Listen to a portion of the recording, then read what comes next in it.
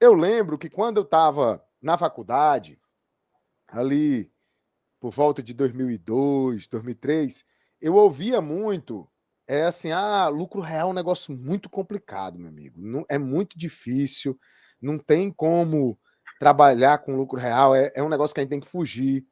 E com o passar do tempo, as pessoas deram uma roupagem mais bonitinha a isso, né? Que foi o seguinte: dizer assim, não, o meu modelo de negócios é somente para escala, é somente para atender empresas do simples, é o meu estilo de atuação mesmo. Então, meu foco do meu negócio é o Simples Nacional. Só que eu costumo dizer, professor, que a gente precisa ter muita honestidade intelectual. O que é essa honestidade intelectual? Se você diz assim, ó, não, eu só trabalho com o Simples Nacional, mas essa decisão, ela é de alguém que entende e sabe fazer o lucro real, que entende e sabe fazer o lucro presumido, e ela opta por uma estratégia, ela opta por uma opção mesmo, por uma decisão pessoal, trabalhar somente com empresas do Simples Nacional, isso é uma decisão estratégica de negócio. Agora, quando você não sabe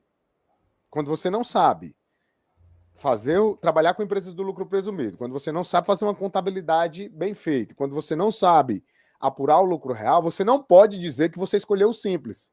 Na verdade, a única opção que restou para você foi o simples. E não tem problema nenhum com isso, tá? Não tem problema nenhum em você trabalhar só com empresas do simples. De forma alguma, nenhum problema com isso. Agora, você precisa ter a consciência que, ao trabalhar somente com empresas do lucro presumido e do simples, você está deixando de atender uma parcela de mercado gigantesca, que são muitas empresas que poderiam e que estão no lucro real, e que são empresas que possuem um honorário melhor, são empresas que possuem muitas vezes uma infraestrutura administrativa e tecnológica melhor, são empresas que possuem mais equilíbrio nos departamentos, e isso permite que você, enquanto contador, tenha um trabalho que vai te dar menos estresse, que vai preservar mais a tua saúde mental, que vai preservar mais a tua carteira de honorários, a tua previsibilidade de honorários. Então, quando você deixa de atender alguns tipos de regimes tributários simplesmente por desconhecimento, você está deixando muito honorário para trás. Você está deixando muito dinheiro que poderia ser honorários para você, que poderia potencializar o seu escritório, você está deixando para trás. Então, eu gosto de iniciar essa aula sobre lucro real trazendo esse prisma, né? Essa visão de que, olha, você se habilitar a atuar com empresas do lucro real é importante porque vai te credenciar a pegar clientes com um potencial de infraestrutura de organização maior. Olha só, professor, aqui no chat, a maior parte das empresas, das pessoas, né, dos profissionais, já trabalham com lucro real. A Isamara, o Alberto, o Carlos Brito, mas o João Arcioli diz que não. O Sandro diz que ainda não. Gostei, viu, Sandro? Ainda não, mas vai atuar com certeza. A Iracema também diz que não. A Rosita diz que já trabalhou, hoje não tem nenhuma. Só que, por que a gente está trazendo essa provocação aqui, tá? Porque, pessoal, o que é que acontece? O lucro real, ele é uma alternativa muito válida, né, professor? Ele é uma alternativa muito válida. E com a reforma tributária, o que é que está acontecendo? Nós estamos vendo, com a reforma tributária, pessoal, um cenário onde poderá existir, porque ninguém pode cravar isso, né? Mas pelo que se desenha do cenário, poderá existir uma migração em massa de empresas para o lucro real. Professor, você também vê assim, e até antes da gente avançar, ó, o Janiel já cantou a bola, já cantou a pedra aí, ó. O lucro real é a galinha dos ovos de ouro. Muito bom, Janiel.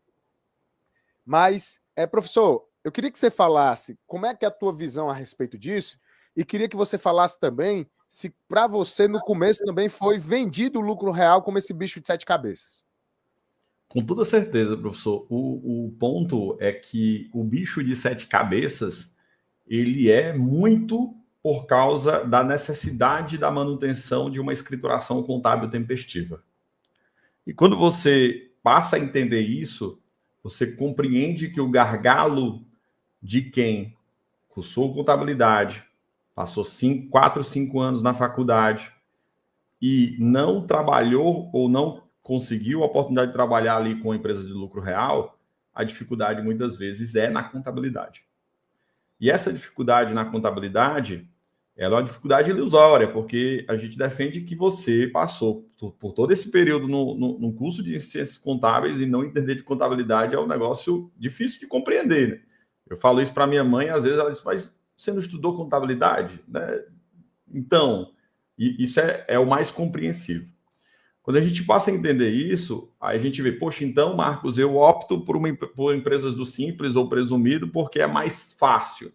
Se provavelmente você realmente deve estar confuso, porque se a gente pegar todas as leis do Simples, as regras do Simples não é fácil, o Simples é complexo. Né? Se eu for aplicar de fato a lógica coerente, preciso de contabilidade, distribuição de lucros, estrutura, tudo isso é muito importante ser feito, mas muitas vezes é colocado de lado. E aí, professor, quando a gente vai para o modelo profissional, a gente entende, né, que é aquela velho princípio de Pareto, né? Eu vou focar 20% dos meus esforços para gerar 80% de resultado. E onde é que vão ser esses 20% de esforços? Muitas vezes nas empresas do lucro real. Você gera 80% do seu resultado, a gente sabe disso, a gente vive isso, né? Eu e o professor Felipe vivemos isso, em que quando nós focamos nesses 20%, gerando 80% de resultado, nós também temos clientes do Simples e do Presumido, tá, pessoal? Isso é normal, só que é 80% dos clientes que geram 20% de resultado. Então, essa estrutura ela precisa ser compreendida. E, óbvio, como o professor falou, a qualidade de vida é muito melhor. Ó, só para vocês terem ideia do ponto de vista de comunicação e de alinhamento, o cliente que menos me liga ou menos fala comigo no WhatsApp é o meu cliente do lucro real. É óbvio que eu tenho um trabalho de acompanhamento, de estruturação, existe um back de time que dá um suporte, porque ele tem suporte financeiro para isso, mas é o cliente que menos me aciona. Agora, adivinha quem é o cliente que mais nos aciona? Sem dúvida nenhuma, são aqueles 80% que geram 20% de resultado, professor. Então, essa é uma lógica muito simples. Meu amigo, se você estudar lucro real, a tendência é de você focar em 20% que vai gerar 80% de resultado. Acabou-se. Não tem essa. Então, esse é o grande segredo hoje que a gente pode ter. Óbvio que eu vou precisar de uma mão de obra um pouco mais qualificada, mas tudo isso temos, né, educação para que seja aplicada para os nossos times.